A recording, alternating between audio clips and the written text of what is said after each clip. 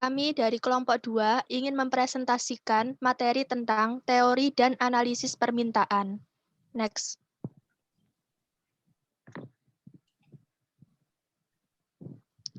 Nama anggota kami, Anis Nurlaili, 2001, 2010, 172. Amelia Hilda, 2001, 2010, 176. Next. Yang pertama, konsep teori permintaan.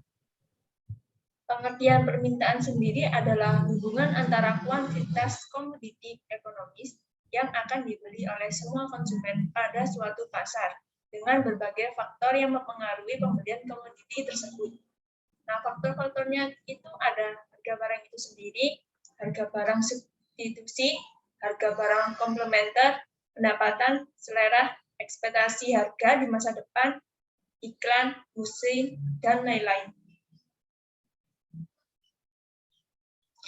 Selanjutnya ada schedule atau tabel permintaan, merupakan bentuk hubungan permintaan yang paling sederhana, karena semata-mata itu cuma nampilin daftar harga dan kuantitas komoditi yang diminta oleh seseorang, sekelompok, atau seluruh konsumen pada harga tersebut.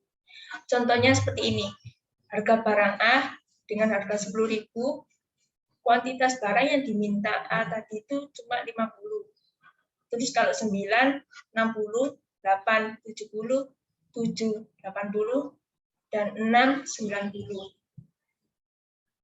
Selanjutnya, hubungan permintaan bentuk tabel tadi bisa dinyatakan dalam bentuk grafik seperti gambar ini. Nah, grafik ini tuh disebut kurva permintaan. Bentuk fungsi aljabar dari hubungan permintaan di atas dinyatakan sebagai QD sama dengan fungsi P, di mana QD menunjukkan kuantitas barang yang diminta dan P harga barang tersebut. Fungsi tersebut menunjukkan bahwa banyaknya kuantitas barang yang diminta dipengaruhi oleh harga barang tersebut. Sesuai hukum permintaan, bila harga barang naik, kuantitas yang dibeli akan turun, dan sebaliknya. Hubungan permintaan dalam bentuk fungsi aljabar ini dapat digunakan untuk menunjukkan lebih dari satu variabel yang mempengaruhi pembelian, sehingga lebih mendekati kenyataan atau realitas. Berikut contoh hubungan permintaan dalam bentuk fungsi yang mengandung lebih dari satu variabel independen yang mempengaruhi kuantitas yang diminta atas suatu komoditi. Contoh, QD sama dengan fungsi P, harga barang itu sendiri, PS, harga barang substitusi, PK, harga barang komplementer, I, income atau pendapatan, S, selera, E, ekspektasi harga di masa depan, A, advertising atau iklan, dan M adalah musim. Di samping yang disebut di atas, mungkin masih terdapat variabel lain yang mempengaruhi kuantitas yang diminta atas suatu komoditi. Masing-masing komoditi mempunyai variabel yang berbeda, dan variabel tersebut harus diidentifikasi oleh perusahaan. Oleh karena tidak semua variabel yang mempengaruhi kuantitas dapat dianalisa di dalam menentukan kuantitas yang diminta, maka dalam teori permintaan dikenal suatu asumsi yang dikenal sebagai ceteris paribus. Artinya, hal-hal lain dianggap tidak berubah. Misal, dalam hubungan permintaan yang hanya menunjukkan harga sebagai variabel yang mempengaruhi kuantitas, sebenarnya secara implisit atau tersirat ada asumsi yang menyatakan bahwa variabel lain selain harga tidak berubah atau tetap. Sehingga seharusnya secara lengkap hubungan permintaan dituliskan sebagai QD sama dengan fungsi P atau harga, ceteris paribus. Apabila variabel lain selain harga berubah, misal harga barang substitusi atau pendapatan konsumen berubah, maka kuantitas yang diminta akan berbeda. Sebaliknya, bila variabel lain tersebut dianggap tetap, berarti variabel tersebut tidak mempengaruhi kualitas yang diminta, atau bila ada perubahan dalam kuantitas yang diminta, berarti hal itu disebabkan oleh variabel lain. Selanjutnya, dilanjutkan oleh Anis. 2. Dasar permintaan konsumen. Next.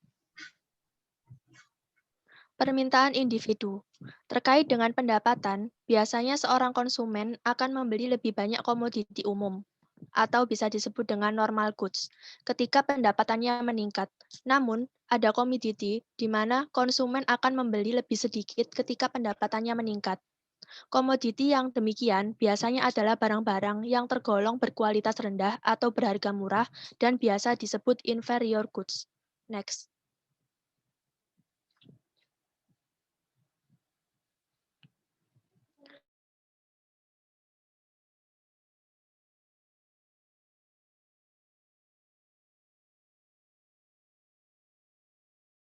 Pengaruh harga komoditi lain terhadap ada sifat hubungan kedua komoditi tersebut. Konsumen akan membeli lebih banyak suatu komoditi bila harga komoditi substitusinya naik dan sebaliknya.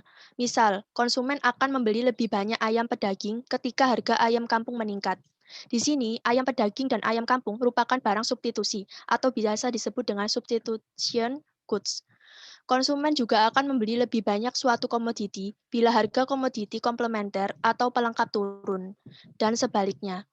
Sebagai contoh, gula dan teh yang merupakan barang komplementer atau complementary goods satu sama lain.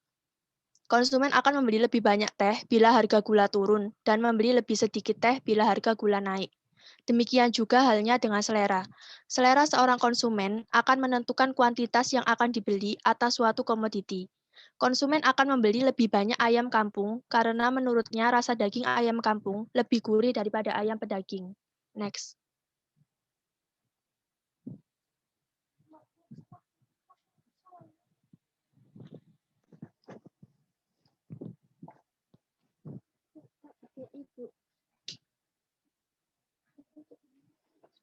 Dan dari uraian di atas, secara singkat dapat dikatakan bahwa kuantitas yang diminta atas suatu komoditi per periode waktu tertentu akan meningkat bila harga komoditi tersebut turun.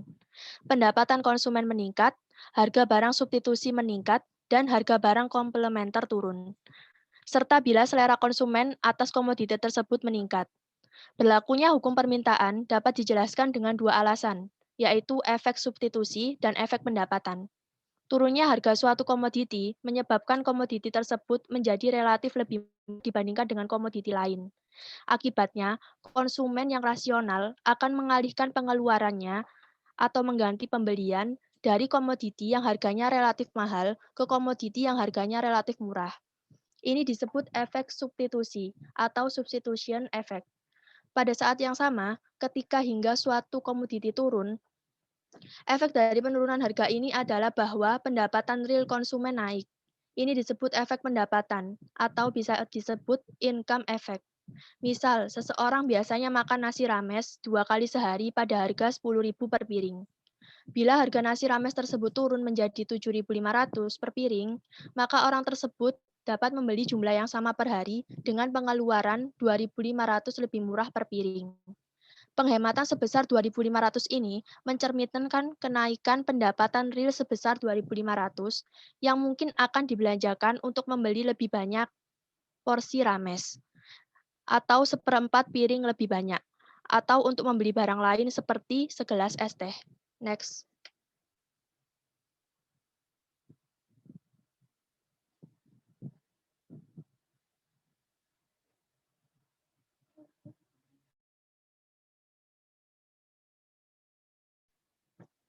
Hingga di sini dapat dikatakan bahwa permintaan individu adalah hubungan antara harga dan kuantitas yang diminta atas suatu komoditi pada suatu periode waktu tertentu yang dilakukan oleh seseorang atau individu.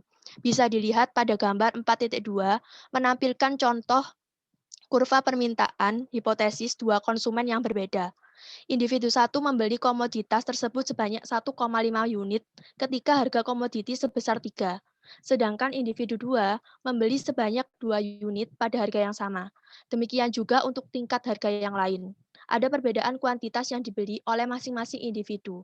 Permintaan individu ini akan menjadi dasar bagi pemahaman terhadap permintaan pasar. Bisa dilihat perbedaan dari kurva individu 1 dengan kurva individu 2. Next.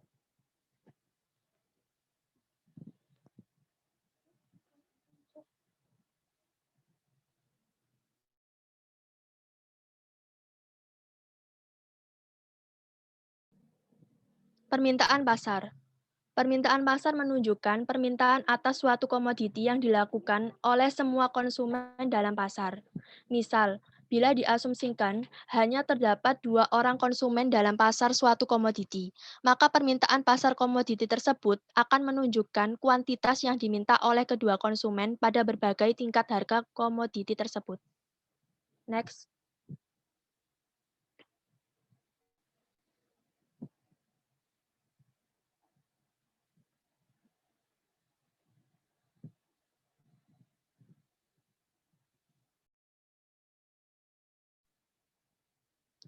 Untuk mendapatkan kurva permintaan pasar, kita jumlahkan kuantitas yang diminta oleh individu 1 dan individu 2 pada suatu tingkat harga. Misal, pada tingkat harga sebesar 1, individu 1 membeli komoditi sebesar 2,5 unit dan individu 2 sebanyak 3,5 unit. Jadi, kuantitas total pada tingkat harga sebesar 1 tersebut adalah 6 unit, yaitu berasal dari 2,3 ditambah 3,5. Dengan cara yang sama, kita dapat menemukan kuantitas yang diminta di pasar pada tingkat harga sebesar 2 adalah 4,3. 4,9 dari 2 ditambah 2,9, dan seterusnya. Berbagai hubungan antara kuantitas yang diminta oleh individu 1 dan individu 2 pada berbagai tingkat harga membentuk kurva permintaan pasar yang ditunjukkan pada gambar 4.3. Next.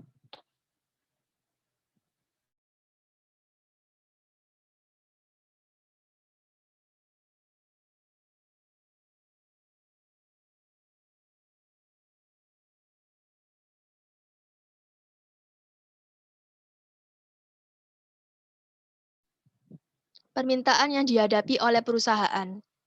Struktur pasar atau struktur industri yang dihadapi perusahaan akan menentukan permintaan atas komoditi yang dihasilkannya. Hal ini akan tercermin dari bentuk kurva permintaan yang dihadapi perusahaan.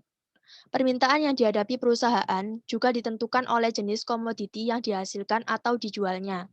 Apakah barang tahan lama, durable goods, atau barang tidak tahan lama, non-durable goods.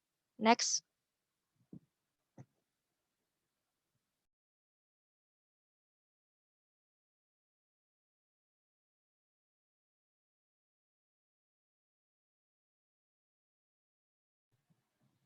Barang tahan lama adalah barang yang memberikan fungsi kepada pemiliknya selama beberapa periode waktu mendatang. Sifat yang jangka panjang ini menyebabkan permintaan barang jenis ini tidak stabil atau rapuh. Kerapuhan ini didasarkan pada alasan berikut. 1. Karena tahan lama. Maka barang tersebut dapat disimpan pada waktu yang lama. Bila distributor atau produsen mempunyai persediaan yang besar atas barang tersebut, maka kenaikan permintaan mungkin tidak akan tampak dalam produksi selama periode itu, hingga persediaan habis dan begitu pun sebaliknya. 2. Pergantian barang tahan lama mungkin akan ditunda dari waktu ke waktu dengan memperbaiki atau memberikan perawatan tambahan pada barang yang sudah dimiliki. Misal, kalau mobil rusak atau mobil sudah ketinggalan zaman, maka pemilik tidak akan begitu saja menggantinya dengan yang baru, tetapi hanya memperbaiki dan memodifikasi modelnya. Sebaliknya, barang tidak tahan lama seperti makanan, jasa kebersihan, sabun, pasta gigi, dan sebagainya biasanya dibeli untuk memenuhi kebutuhan saat ini dan hanya berfungsi dalam jangka pendek. Dengan demikian, dapat dikatakan bahwa perbedaan antara kedua jenis komoditi ini hanya terletak pada waktu konsumsinya. Next.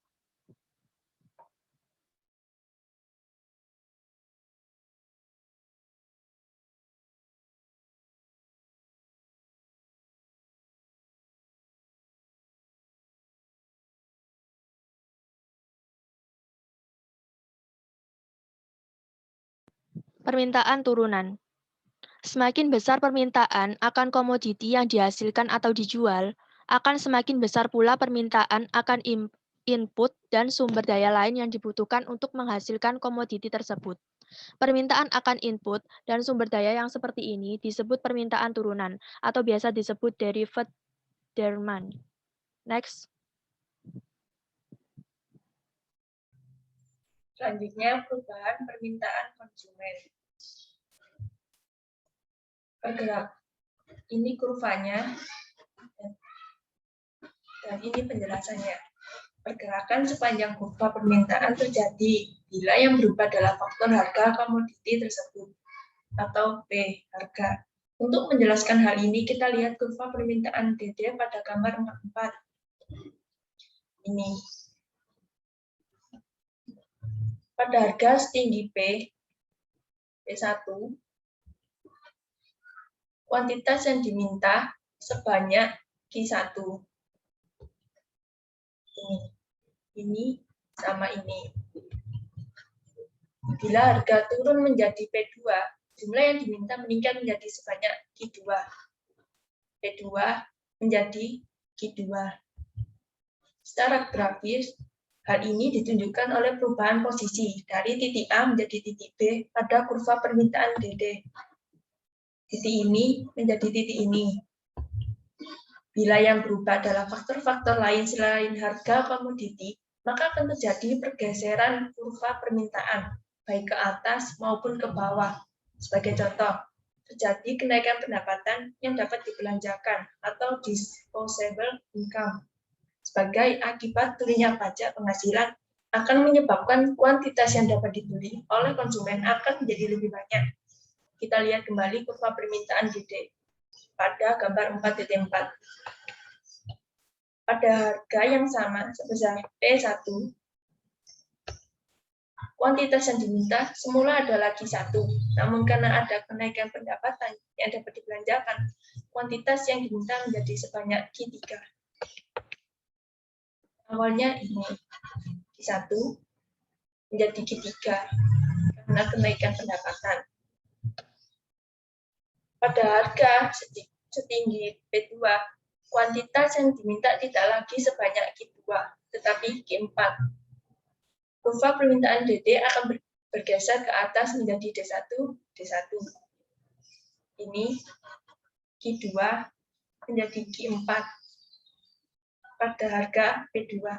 Dan kurva bergeser ke atas menjadi D1, D1. Yang awalnya ini jadi geser ke kanan, ke atas. Sekian dari kelompok kami.